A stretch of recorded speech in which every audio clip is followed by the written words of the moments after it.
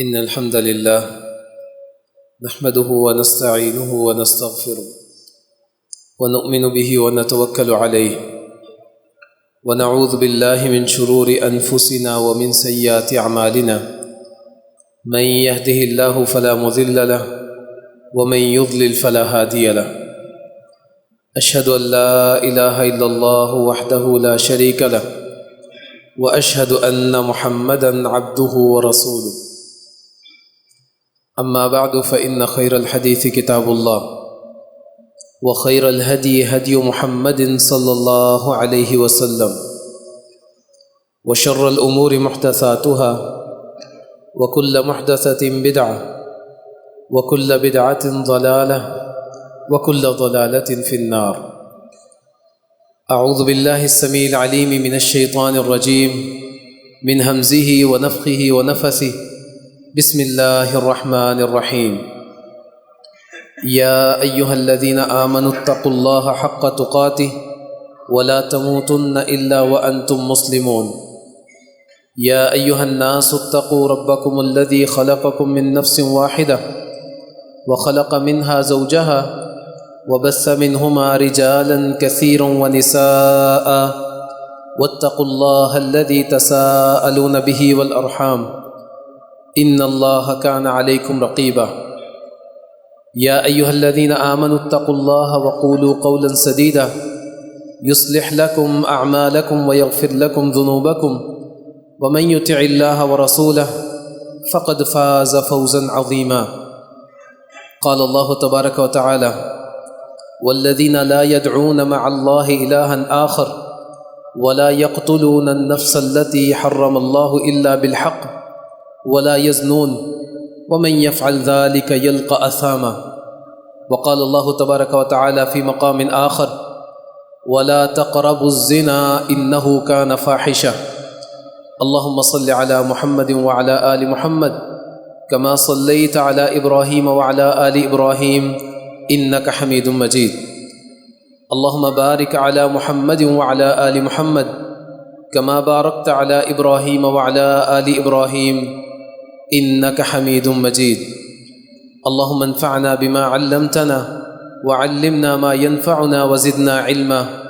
رب اشرح لي صدري ويسر لي أمري واحلل عقدة من لساني يفقه قولي.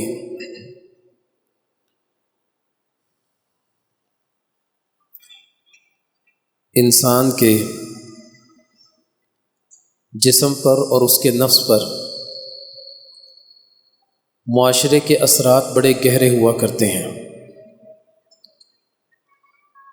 معاشرہ اگر اچھا ہے تو انسان اچھائی کی طرف چلتا ہے. معاشرہ اگر برا ہے تو بہت زیادہ گمان یہ ہے کہ انسان اگر اپنی حفاظت نہ کرے تو وہ برائی میں ملوث ہو جاتا ہے.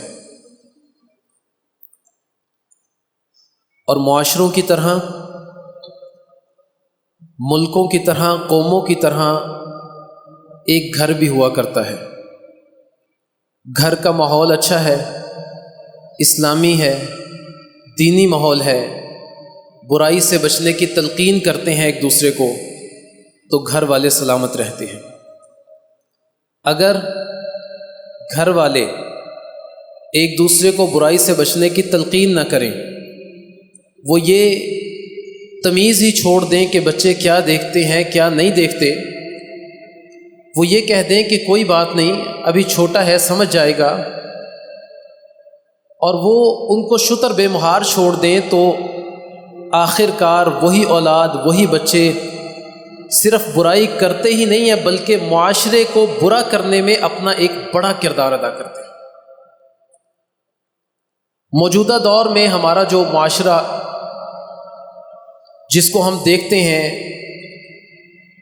جس دور میں دوپٹے سروں سے سرک رہے ہیں، جس دور میں گریبان چاک ہوتے ہیں، جس دور میں شلواریں خواتین کی ٹخنوں سے اوپر چلی جاتی ہیں، جس دور میں اخبار ہمارے برائی پھیلاتے ہیں، جس دور میں ہمارا میڈیا فحاشی کے، برائی کے مناظر ہمیں ہمارے بچوں کو دکھا رہا ہے، یہ دور آخر کار ہمیں ہلاکت کی طرف لے جانے والا ہے۔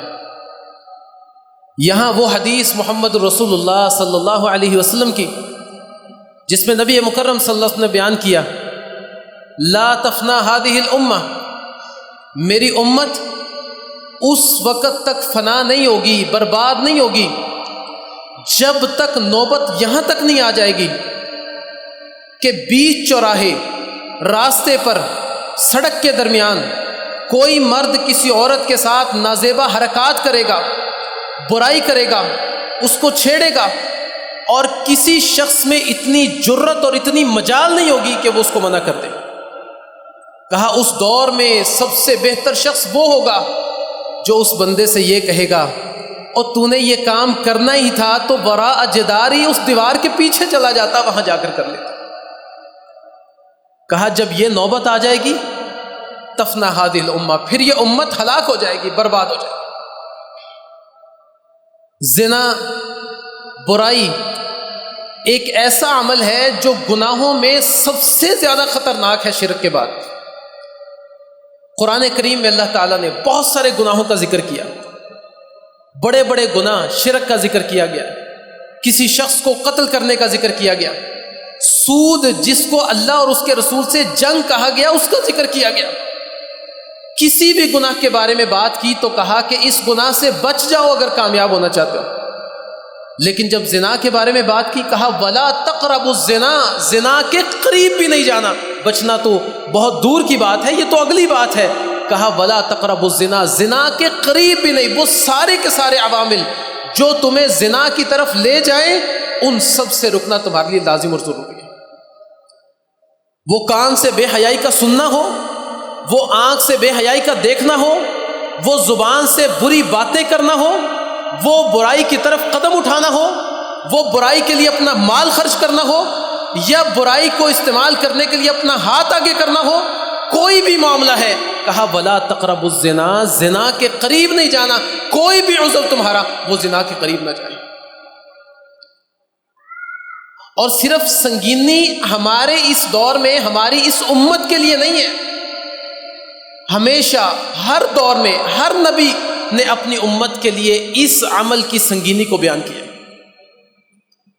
نبی مکرم صلی اللہ علیہ وسلم بیان کرتے ہیں یہ بات پہلی امتوں سے چلی آ رہی ہے، ہر امت میں ہر نبی نے اپنی قوم کو یہی کہا اذا لم تستحی فاصنع ما شئت، جب تمہارے اندر حیا نہ رہے تو اللہ سے تمہارا کوئی تعلق نہیں، اس دور کے نبی سے کوئی تعلق نہیں، شریعت سے کوئی تعلق نہیں، کوئی پابندی تم پر لاگو نہیں، فاصنع ما شئت، جو چاہو کرو، تمہارا ایمان سے کوئی تعلق نہیں۔ موسیٰ علیہ السلام کی شریعت کو اٹھا کر دیکھیں، تورات کو اٹھا کر دیکھیں، اس میں بھی اس کی سنگینی کو بیان کیا گیا۔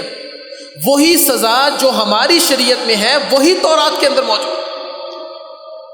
موسیٰ علیہ السلام کو جب اللہ تعالیٰ کوہ طور پر بلاتے، اللہ تعالیٰ ان سے ہم کلام ہوتے ہیں، تو جن باتوں کو ان کو حکم دیا جاتا ہے اس میں جس کو احکام عشرہ سے یاد کیا جاتا ہے، 10 بڑے بڑے حکم جو اللہ تعالیٰ موسیٰ علیہ السلام کو دیتے ہیں کہ یہ اپنی قوم کو جا کر سمجھا دو، شرک نہیں کرنا، دوسرے نمبر پر کسی کو قتل نہیں کرنا، زنا نہیں کرنا، زنا کی کسی پر تہمت نہیں لگانی، اور پڑوسی کی بیوی کو بری نظر سے نہیں دیکھنا۔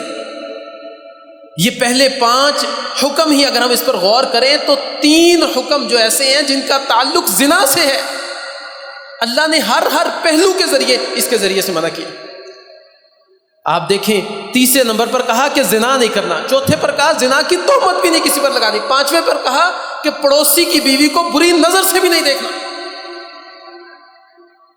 اور جو ایسا کرے تورات میں اس کے لیے وہی سزا جو قرآن کے اندر موجود ہے کہ اگر وہ شادی شدہ نہیں ہے تو اس کو کوڑے لگائے جائیں گے، اور اگر وہ شادی شدہ ہے تو اس کو رجم کیا جائے گا۔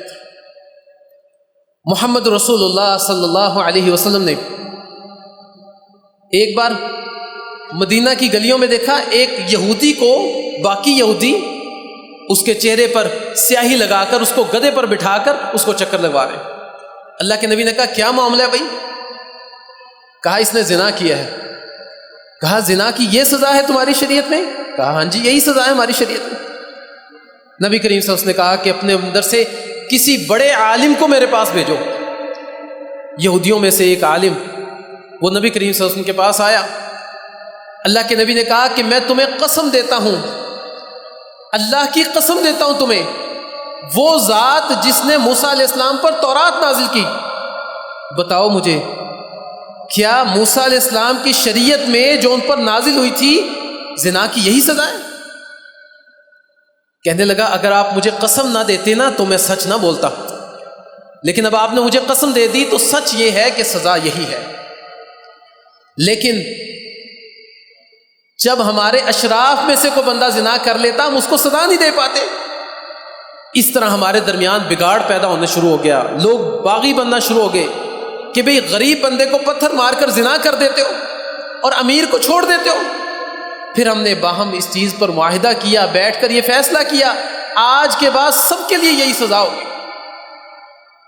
اس وقت نبی کریم صلی اللہ علیہ وسلم نے کہا تھا اللہ تو گواہ ہو جا، وہ احکام جو تورات کے اندر تھے جن کو ان لوگوں نے مسخ کر دیا، چھوڑ دیا، آج میں محمد رسول اللہ صلی اللہ علیہ وسلم نے ان احکامات کو دوبارہ زندہ کر دیا۔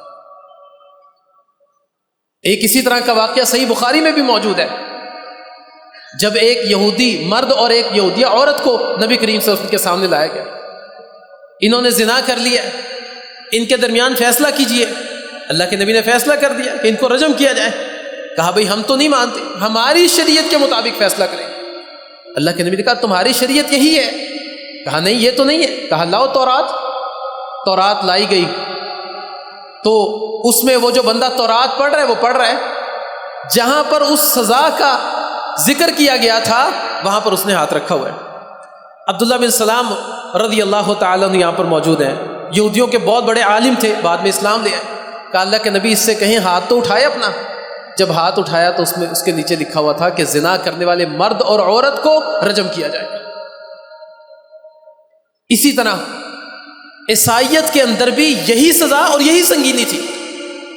انجیل مکی کو آپ اٹھا کر دیکھتے ہیں تو اس میں عیسیٰ علیہ السلام کہتے ہیں کہ اے میرے ماننے والوں، میں تمہیں یہ کہتا ہوں کہ تمہاری جو آنکھ برائی کو پسند کرتی ہے اس کو دیکھتی ہے، اس کو نکال کر پھینک دو، یہ زیادہ بہتر ہے اس سے کہ کل اس برائی کی وجہ سے تمہیں اللہ کے ہاں آگ میں جلنا پڑے۔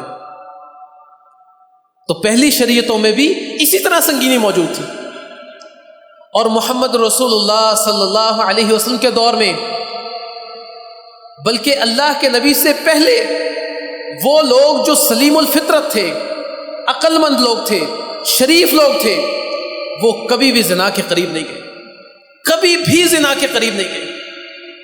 بہت سارے صحابہ کرام ان کے واقعات موجود ہیں۔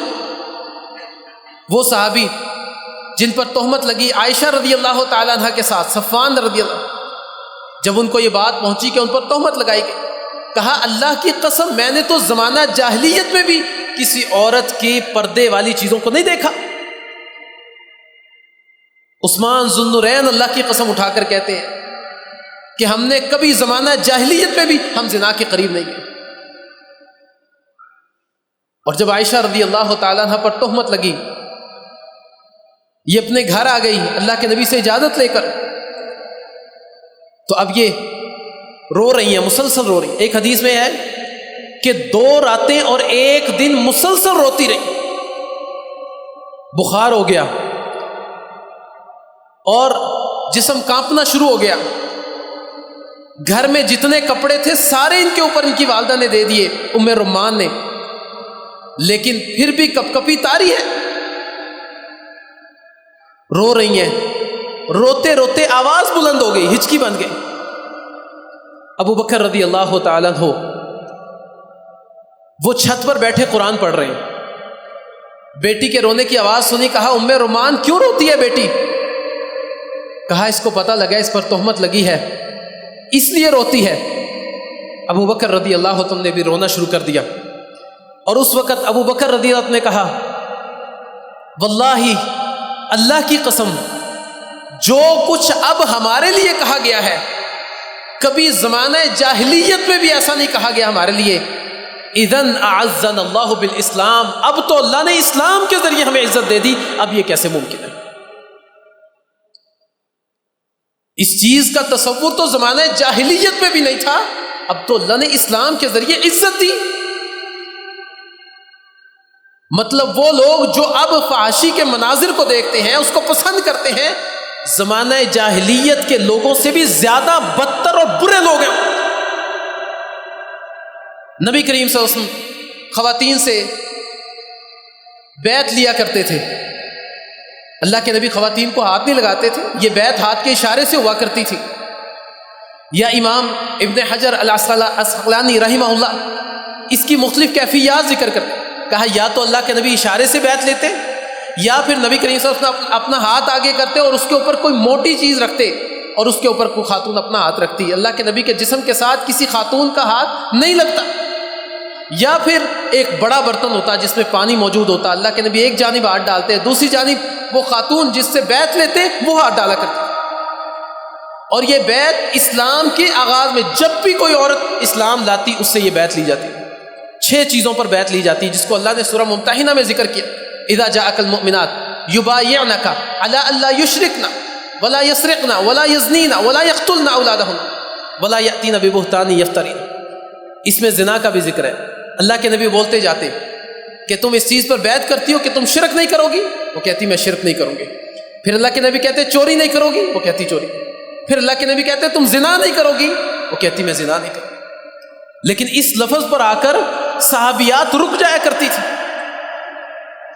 فاطمہ نامی ایک صحابیہ ہیں، فاطمہ بنت عتبہ رضی اللہ تعالیٰ عنہ، جب اللہ کے نبی نے ان سے بیعت لی نا اور اللہ کے نبی نے ان سے کہا کہ تم زنا نہیں کرو گی، تو اس نے بڑے تعجب سے نبی کریم صلی اللہ علیہ وسلم کی طرف دیکھا اور پھر اپنے ہاتھ کو اپنے سر پر رکھا، کہا اللہ کے نبی کیا یہ ممکن ہے کہ ایک شریف عورت، شریف گھرانے کی عورت وہ زنا کرے؟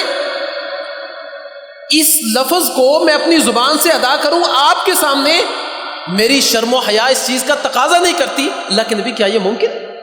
یعنی اس قدر شرم و حیا کہ کسی غیر مرد کے سامنے اس لفظ کو بھی استعمال نہیں کیا جاتا۔ عائشہ رضی اللہ عنہ نے کہا کہ یہی بیعت ہے، بولنا پڑے گا تمہیں، اور پھر انہوں نے بولا۔ اور اسی طرح نبی مکرم صلی اللہ علیہ وسلم سے جب بیعت لی ہند رضی اللہ تعالیٰ عنہ نے، ان سے جب اللہ کے نبی نے کہا کہ تم زنا نہیں کرو گی، اللہ کے نبی اوا تزنی الحر، کیا کوئی آزاد شریف عورت بھی زنا کیا کرتی ہے؟ اللہ کے نبی نے کہا نہیں، شریف عورت زنا نہیں کرتی، لیکن تمہیں یہ بیعت کرنی پڑے گی۔ یہاں سے ہمیں یہ معلوم پڑتا ہے کہ وہ عورتیں جو ابھی اسلام لانے کے لیے اللہ کے نبی کے پاس بیٹھی ہیں، شریعت کو سمجھا نہیں، اسلام کو سمجھا نہیں، ابھی بیعت کریں گی، کلمہ پڑھیں گی، پھر مسلمان کہلائیں گی، ان کو اسلام سے پہلے زنا سے اس قدر نفرت ہے۔ اور آج کا نوجوان زنا سے اور زنا سے متعلقہ چیزوں سے کس قدر لغب اور کس قدر شغف رکھتا ہے اس کے، ہم تو ان چیزوں کو پسند کرتے ہیں، اور پھر ہم کہتے ہیں ہماری اولادیں بگڑ گئی، ہمارا دل نہیں کرتا نیکی کرنے کو۔ ہم کیا کریں؟ میں چاہتا ہوں کہ میں نیکی کروں، بس جی دعا کریں، چلو جی نماز پڑھنے چلیں، آپ جائیں میرے لیے دعا کریں۔ ایک بات یاد رکھیں، اللہ نے ہمیں زبان دی ہے نا، اس زبان کے مختلف ذائقے ہیں، ہر چیز کا الگ الگ ذائقہ یہ زبان چکھتی ہے، لیکن یہ زبان جب بیمار ہو جاتی ہے نا، انسان کو کوئی بیماری لاحق ہو جائے تو بڑی بڑی لطف اندوز چیزیں بھی انسان کو کڑوی لگتی ہیں، بری لگتی ہیں، وہ نہیں استعمال کرتا ان چیزوں کو، وہ پھل کھانا بند کر دیتا ہے۔ بڑی بڑی ایسی چیزیں جس کو عام شخص پسند کر رہا ہے، ایک بیمار شخص کہتا ہے نہیں میں نے نہیں کھانی، دور لے جاؤ مجھے۔ بالکل اسی طرح دل بھی ذائقوں کو چکھتا ہے، وہ بھی جب بیمار ہو جاتا ہے تو قرآن کی تلاوت اس کو اچھی نہیں لگتی، وہ بھی جب بیمار ہو جاتا ہے تو نمازوں میں کھڑا ہونا اس پر گراں گزرتا ہے، وہ بھی جب بیمار ہو جاتا ہے تو مساجد اس کو بری لگتی ہیں، وہ بھی جب بیمار ہو جاتا ہے تو اذان کی آواز کا انتظار کرتا ہے وہ بندہ کب ختم ہو اور دوبارہ میں اپنی اس فحاشی اور برائی کو دوبارہ شروع کروں۔ یہ نوبت ہمارے گھروں تک، وہ مناظر، وہ سارے کے سارے، گھر میں ٹی وی چل رہا ہے، موبائل چل رہا ہے، اس پر ایک مرد بیٹھا ایک عورت کو دیکھ رہا ہے، نیم عوریاں لباس ہے، اذان شروع ہو جاتی ہے، اس کو اتنی حیا نہیں آتی کہ میں اس کو بند کر دوں. آواز کم کر کے وہ سارے کے سارے مناظر دیکھ رہے ہیں. اور یہ بڑی سنگینی ہے. اس حوالے سے اللہ کے نبی نے اس کی بڑی سنگینی بیان کی. رسول اللہ صلی اللہ علیہ وسلم نے کہا 2 قسم کے لوگ ایسے ہیں جو جہنمی ہیں. جہنم ان کا مقدر ہے, میں نے ان کو نہیں دیکھا, میرے بعد آئیں گے. اس میں پہلے نمبر پر اللہ کے نبی نے کچھ خواتین کا ذکر کیا. کہا نساء کاسیات عاریات ممیلات مائلات. وہ عورتیں جو لباس پہننے کے باوجود لباس سے عاری ہیں. مطلب کیا ہے؟ لباس اتنا تنگ ہے یا لباس اتنا باریک ہے یا وہ لباس پہن کر اوپر اوڑھنی نہیں لیتی جس سے اس کے اعضاء واضح ہوتے ہیں. کہا یہ لباس پہننے کے باوجود لباس سے عاری ہے. مائلات ممیلات, یہ لوگوں کی طرف مائل ہونے والی ہے اور لوگوں کو اپنی طرف مائل کرنے والی. اور پھر اللہ کے نبی نے شروع میں تو کہا کہ یہ جنت میں نہیں جائیں گی, اور اسی حدیث کے ان دونوں کو ذکر کرنے کے بعد کہا کہ یہ جنت کی خوشبو تک نہیں پائیں گی, حالانکہ وہ تو قضا و قضا بڑے لمبے مسافت سے آ رہی ہوں گی. اور یہاں پر اس کے ساتھ جو ربط دوسری حدیث کا میں جوڑنا چاہتا ہوں وہ یہ ہے ثلاثۃ لا يدخلون الجنہ. 3 قسم کے لوگ جنت میں داخل نہیں ہوں گے. ولا ينظر الیہم یوم القیامہ ولا ينظر اللہ الیہم یوم القیامہ, اللہ قیامت کے دن ان کو دیکھیں گے بھی نہیں. ان تینوں میں عاق لوالدین, والدین کا نافرمان. دوسرے نمبر پر وہ بندہ وہ مرد جو عورتوں سے مشابہت کرتا ہے اور وہ عورتیں جو مردوں سے مشابہت کرتی ہیں. اور تیسرے نمبر پر کہا بدیوس, وہ دیوس جس کے اندر دیوسیت پائی جاتی ہے. کہا لا يدخلون الجنہ, وہ جنت میں بھی داخل نہیں ہوگا. ولا ينظر اللہ الیہم یوم القیامہ, اللہ اس کو دیکھیں گے بھی نہیں قیامت کے. دیوس کسے کہتے ہیں؟ دیوس اس شخص کو کہتے ہیں جس شخص کے سامنے اس کے گھر کی خواتین, اس کی بیٹی, اس کی ماں, اس کی بہن, اس کے سامنے اس کے گھر سے باہر نکلتی ہے, بے پرد ہو کر نکلتی ہے, لوگوں کے سامنے اس کا چہرہ آیا ہے, اس کے اعضاء آیا ہے. اس بندے کو غیرت نہیں آتی, یہ منع نہیں کرتا, یہ مطمئن ہوا اس کے ساتھ پھرتا ہے. کہا یہ دیوس ہے. لا يدخلون الجنہ, قیامت کے دن یہ جنت میں داخل نہیں ہوگا, اس کی خوشبو تک بھی نہیں پا سکے. ہمارے ہاں اب اس چیز کو معمولی سمجھا جاتا ہے, اور اس موضوع کے انتخاب کا مقصد بھی یہی ہے کہ یہ رمضان ایسا رمضان ہونا چاہیے آپ فحاشی اور یعنی کو آپ خیر بات کہتے ہیں, ختم کرتے ہیں. اگر ایسا نہیں ہے تو ان اللہ لیبغض الفاحش البذی, ایسا بندہ جو فحاشی کے کام کرتا ہے, بری بات بولتا ہے, ان اللہ لیبغض, اللہ نفرت کرتا ہے ایسے بندے سے. اور جس سے اللہ نفرت کرے, بتائیں جنت اس کا مقدر ہو سکتا ہے؟ اس کا مقدر کبھی بھی جنت نہیں ہو سکتا. ہم بڑے مطمئن ہو چکے اس حوالے سے, ہماری آنکھیں بڑی مطمئن ہو چکی. ہم دن میں کئی بار ایسے مناظر دیکھتے ہیں. کسی غیر محرم عورت کو ایک نظر دیکھنا اس کو زنا قرار دیا گیا. اگر غلطی سے نظر اٹھ جائے تو اور بات ہے, جان بوجھ کر ایک نظر دیکھنا اس کو زنا, آنکھوں کا زنا قرار دیا گیا. اور اگر میں یہ کہوں کہ روزے کے ساتھ, یہاں پر ایسے لوگ بھی موجود ہیں جو روزے کے ساتھ آنکھوں کا زنا کرتے ہیں, تو شاید یہ بات بری نہیں ہوگی, جھوٹ نہیں ہوگی یہ بات. اس کی سنگینی کو سمجھیں. چند ایک روایات اس حوالے سے نبی مکرم صلی اللہ علیہ وسلم کی, وہ میں آپ کے سامنے رکھتا ہوں. رسول اللہ صلی اللہ علیہ وسلم کی ایک روایت, کہا لا یزنی الزانی حین یزنی وہو مؤمن, کوئی بھی زنا کرنے والا جب بھی وہ زنا کرتا ہے تو وہ مومن نہیں ہوتا, تو وہ مومن نہیں ہوتا, اس کے دل میں ایمان نہیں ہے. اب یہاں پر زنا کرنے والے کو ایمان سے بالکل ہی عاری قرار دے دیا گیا. ایک اور حدیث میں نبی کریم صلی اللہ علیہ وسلم بیان کرتے ہیں اذا ظہر الزنا، جب تمہارے اندر زنا جو ہے وہ ظاہر ہو جائے گا، فقد احلوا بانفسہم عذاب اللہ، تو تم اپنے نفسوں کے لیے اللہ کے عذاب کو حلال کرو۔ بتائیں اس سے زیادہ خطرناک بات کوئی اور ہو سکتی ہے کہ آپ کے گھر میں آپ بڑے نیک ہیں، آپ نمازیں پڑھتے ہیں، آپ قرآن پڑھتے ہیں، آپ کے گھر میں آپ کا بچہ وہ ایسے حیا سوز مناظر دیکھتا ہے، اس ایک بچے کی نحوست پورے گھر پر پڑتی ہے، اس نے اللہ کے عذاب کو حلال کر لیا اپنے اوپر۔ بتائیں اس گھر میں کوئی بھی اس نحوست سے بچے گا؟ کوئی اس نحوست سے نہیں بچے گا۔ اس کو معمولی نہ سمجھیں، یہ بہت بڑی چیز ہے۔ اور نبی مکرم صلی اللہ علیہ وسلم کے حوالے سے اللہ کے نبی شرم و حیا والے تھے۔ کس قدر شرم و حیا والے؟ اتنی شرم و حیا، کہا جیسے ایک کنواری لڑکی کے اندر شرم و حیا ہوتی ہے نا، اللہ کے نبی ایسے ہی شرمایا کرتے تھے، ایسی ہی شرم و حیا اللہ کے نبی کے اندر موجود ہے۔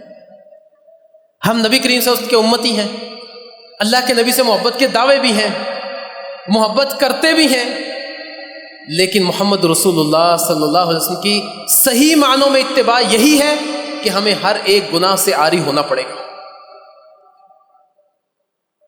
اور یہ جو اس حوالے سے بڑے بڑے گناہ، ان کو ترک کر دینا یہ ہمارے لیے لازم اور ضروری ہے، خصوصاً اسلام لانے کے بعد تو کوئی گنجائش اس کی بچتی نہیں ہے۔ نبی کریم صلی اللہ علیہ وسلم کے صحابی ابو مرثد غنوی رضی اللہ تعالیٰ عنہ، اسلام لانے سے پہلے ایک عورت کے ساتھ تعلقات ہیں، دوستی ہے اس کے ساتھ، اسلام لے آئے، مدینے میں چلے گئے، کچھ ساتھی مکہ میں قید تھے، ان کو چھڑانے کے لیے مکہ واپس گئے، اس عورت سے سامنا ہو گیا۔ اس نے بلایا ابو مرثد، آ ہی گئے ہو تو ایک رات میرے پاس رہ لو۔ کہا نہیں، وہ جو گزر گیا، لیکن اسلام لانے کے بعد ابو مرثد ایسا کام نہیں کر سکتا۔ اسلام ہمیں اس چیز کی اجازت نہیں دیتا۔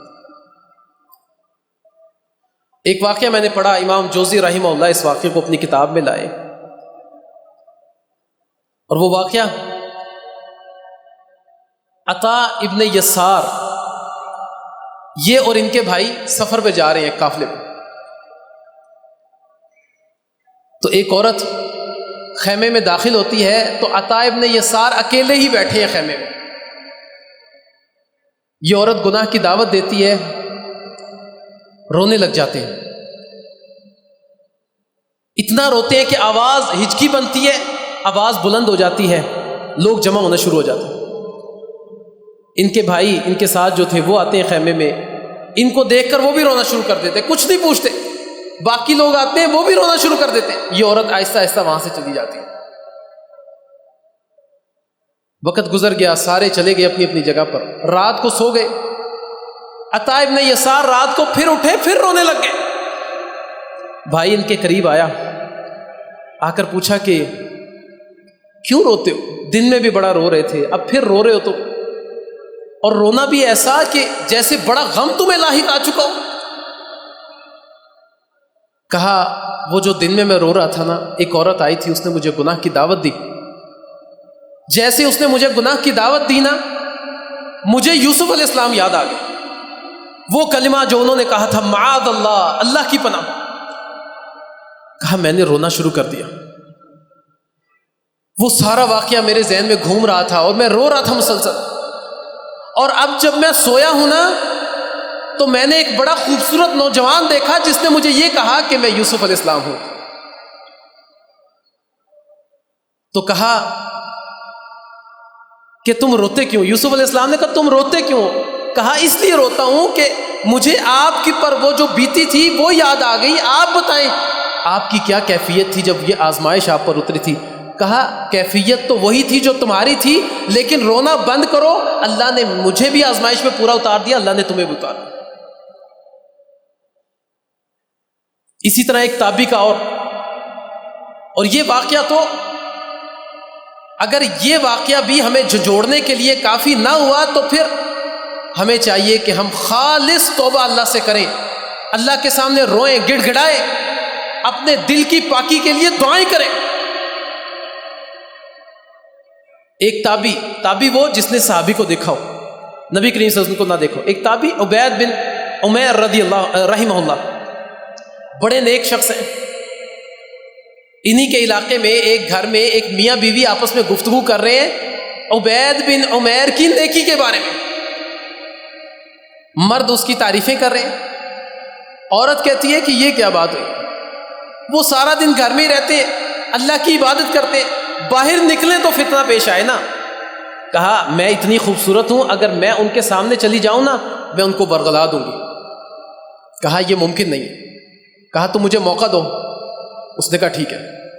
اس نے جو اجازت دی وہ جائز نہیں ہے، حلال نہیں ہے، لیکن واقعہ اسی طرح لکھا گیا. کہا عبید اپنے عبادت خانے میں موجود تھے، یہ عورت آ گئی، اس نے گناہ کی دعوت دی. عبید بن عمیر رحمہ اللہ کہنے لگے میں تمہاری دعوت کو قبول کر لیتا ہوں، لیکن مجھے میرے چند سوالوں کے جواب دے دو، اس کے بعد اگلا معاملہ. کہا پوچھو. کہا یاد کرو اس وقت کو جب تم چارپائی پہ لیٹی ہو، فرشتہ تمہاری جان کو کھینچ رہا ہے، نکال رہا ہے، تمہاری ہنسلی تک تمہاری جان اٹکی ہوئی ہے، اور میں تمہارے سامنے آ جاتا ہوں، مجھے گناہ کی دعوت دو گی؟ کہا نہیں دوں گی.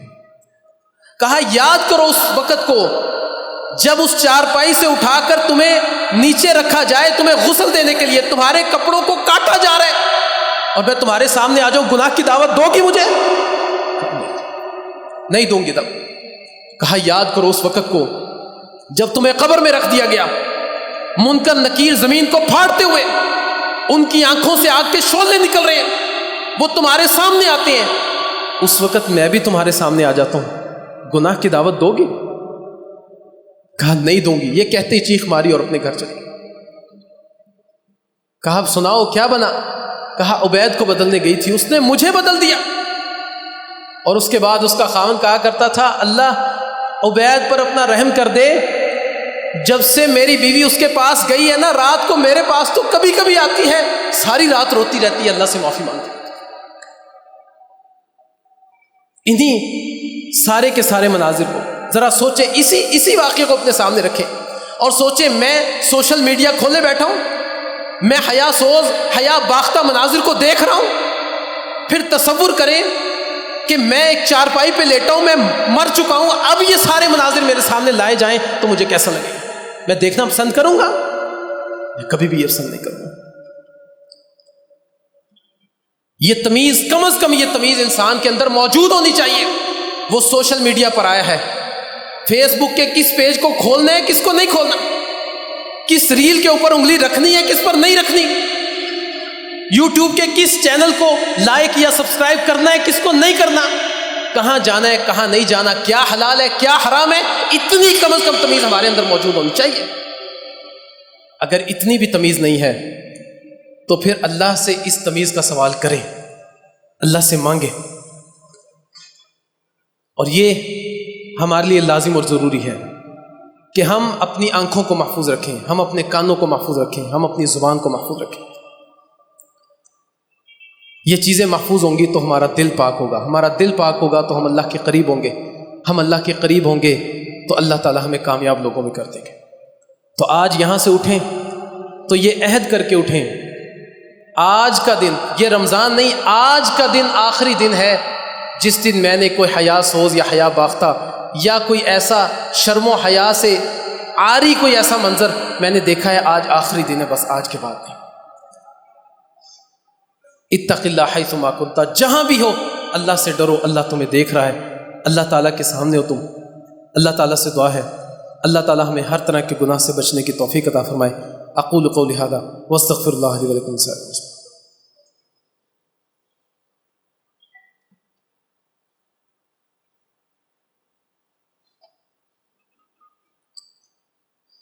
ان الحمد للہ نحمده ونستعینه ونستغفره ونؤمن به ونتوکل علیہ ونعوذ باللہ من شرور انفسنا ومن سیئات اعمالنا من يهده الله فلا مضل له ومن يضلل فلا هادي له اشهد ان لا الہ الا اللہ وحدہ لا شریک لہ واشهد ان محمدا عبدہ ورسولہ۔ انسان کے لیے بہک جانا، گمراہ ہو جانا، برائی کی طرف چلے جانا، یہ اس کی ہلاکت کے لیے ایک بڑا ذریعہ ہوا کرتی ہے۔ اور یہ اتنا خطرناک ہے کہ محمد رسول اللہ صلی اللہ علیہ وسلم روزانہ کی بنیاد پر اس سے اللہ کی پناہ چاہتے تھے۔ اللہ کے نبی دعائیں کیا کرتے تھے، اللہم انی اسألک الہدی والتقی والعفاف والغنی۔ اے اللہ میں تجھ سے ہدایت کا سوال کرتا ہوں، میں تجھ سے تقوی کا سوال کرتا ہوں، میں پاک دامنی کا تجھ سے سوال کرتا ہوں۔ یہ اللہ کے نبی دعائیں کر رہے ہیں، اللہم انی اعوذ بک من شر سمعی ومن شر بصری ومن شر عینی ومن شر منی۔ اللہ میں تجھ سے تیری پناہ میں آتا ہوں اپنی آنکھوں کے شر سے، اپنے کانوں کے شر سے، اپنی زبان کے شر سے اور اپنی شرمگاہ کے شر سے۔ یہ روزانہ کی بنیاد پر کون دعائیں کر رہا ہے؟ محمد رسول اللہ صلی اللہ علیہ وسلم۔ اگر اللہ کے نبی روزانہ اپنے لیے یہ دعائیں کر رہے ہیں تو ہمیں تو روزانہ کئی بار یہ دعائیں کرنی چاہیے، کیونکہ اس دور کے مقابلے میں ہمارے دور میں فحاشی اور عریانی زیادہ عام ہو چکی، تو اس لیے اللہ سے دعائیں بھی کریں، کوشش بھی کریں۔ اور کچھ لوگ تو اس لیے مطمئن ہو جاتے ہیں کہ کوئی بات نہیں، معافی مانگ لیں گے اللہ سے، اللہ تو معاف کرنے والا ہے۔ نبی کریم صلی اللہ علیہ وسلم نے کہا کہ وہ بندہ جو معافی کی امید پر گناہ کرتا ہے، ایک تو وہ جو گناہ ہو گیا نا، ایک بندے کو پتہ ہے کہ یہ گناہ ہے، اتنا سنگین ہے، لیکن معافی کی امید پر بعد میں معافی مانگ لیں گے جی، کہا یہ بے وقوف ترین بندہ ہے، بدترین بندہ ہے یہ جو معافی کی امید پر گناہ کرتا چلا جاتا ہے، اور یہی امید شیطان دلاتا ہے۔ کوئی بات نہیں، معافی مانگے، اللہ بڑا غفور رحیم ہے۔ یہ ایک جملہ ہمارے لیے امید کی کرن تھی، لیکن ہم نے اس کو اپنی لیے ہلاکت کا باعث بنا لیا جب ہم نے اس ایک جملے کی بنا پر عملی میدان کو چھوڑ دیا۔ نہ ہماری نمازیں، نہ ہمارا قرآن، نہ ہمارے گناہوں سے بچ رہے ہیں، نہ نیکیوں کی طرف رغبت، صرف اللہ غفور رحیم۔ وَأَنَّ عَذَابِي هُوَ الْعَذَابُ الْأَلِيمُ، اللہ کا عذاب بھی بڑا سخت ہے، یہ بھی یاد رکھیں۔ اور نبی کریم صلی اللہ علیہ وسلم جب معراج کے موقع پر گئے نا، اللہ کے نبی کہتے ہیں مجھے ایک تنور دکھایا گیا جس میں کچھ مرد اور خواتین ہیں اور وہ کپڑوں سے عاری ہیں، اور آگ جب بھڑکتی ہے تو ان کو اوپر اٹھا دیتی ہے، پھر وہ نیچے گرتے ہیں۔ اللہ کے نبی کو بتایا گیا کہ یہ اپنی زندگی میں زنا کرنے والے مرد اور عورتیں ہیں، یہ انجام ہے ان لوگوں کا۔ تو اس لیے ہمیں خود بھی بچنا چاہیے، اور ہمیں اپنے بچوں سے بڑی محبت ہے، اور یہ محبت اس وقت ثابت ہوگی جب ہم انہیں جہنم کے عذاب سے بچانے کی کوشش کریں گے۔ دنیا کی نعمتیں دینا یہ محبت کو ثابت نہیں کرتا، محبت کو یہ چیز ثابت کرتی ہے کہ تم یہ فکر کرو کہ اللہ کے عذاب سے میری اولاد بچ جائے، میری بیوی بچ جائے، میرے والدین بچ جائے، میرے بھائی بچ جائے، میرا گھرانہ بچ جائے۔ یہ فکر کرنا ہم میں سے ہر شخص کے لیے لازم اور ضروری ہے۔ دوسرا اعلان، ہمارے شہر کا ایک بڑا ادارہ جامعہ امام بخاری مقام یاد، ہم میں سے تقریباً سارے لوگ اس ادارے سے واقف ہیں۔ طلباء کی ایک بڑی تعداد، سینکڑوں طلباء یہاں پر پڑھتے ہیں، جن کے روزانہ کے کھانے کا صبح دوپہر شام کا اہتمام یہاں پر ہوتا ہے۔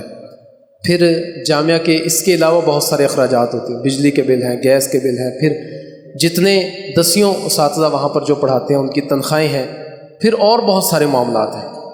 تو یہ رمضان میں ایک بار تیسرے جمعے کو ہمارے پاس آتے ہیں، آپ بڑا اچھا تعاون کرتے ہیں۔ اس جمعے بھی یہ ساتھی پیچھے موجود ہوں گے، آپ ان کے ساتھ خصوصی تعاون کریں، کیونکہ یہ صدقہ جاریہ بھی ہے۔ آپ ان بچوں کے ساتھ جو علم کو حاصل کرتے ہیں اور اس کو حاصل کرنے کے بعد اس کو پھیلائیں گے آگے، ایک سلسلہ چلتا رہے گا، تو صدقہ جاریہ میں بھی یہ آپ کا تعاون شامل ہوگا۔ تو پیچھے ساتھی موجود ہوں گے، آپ ان کے ساتھ بھی خصوصی تعاون کر کے جائیں۔ اللہ تعالیٰ سے دعا ہے اللہ تعالیٰ ہمیں سمجھنے کی توفیق عطا فرمائے، اللہ تعالیٰ ہر طرح کی پریشانی ہماری دور کر دے۔ اللہ تعالیٰ ہم میں سے جتنے بیمار ہیں ان کو صحت کاملہ عاجلہ عطا فرما دے، جتنے فوت ہو چکے اللہ تعالیٰ سب کی مغفرت فرما دے اور سب کی قبروں کو منور فرما دے۔ اللہ تعالیٰ ہمارے گھروں کو، ہماری کاروبار کو، ہماری زندگیوں کو اللہ تعالیٰ برکتوں سے، خوشحالی سے بھر دے۔ اللہ تعالیٰ ہمیں نیکی کی توفیق دے اور نیکی پر استقامت اختیار کرنے والا بنا دے۔ سبحان ربک رب العزت عما یصفون وسلام علی المرسلین والحمد للہ رب العالمین۔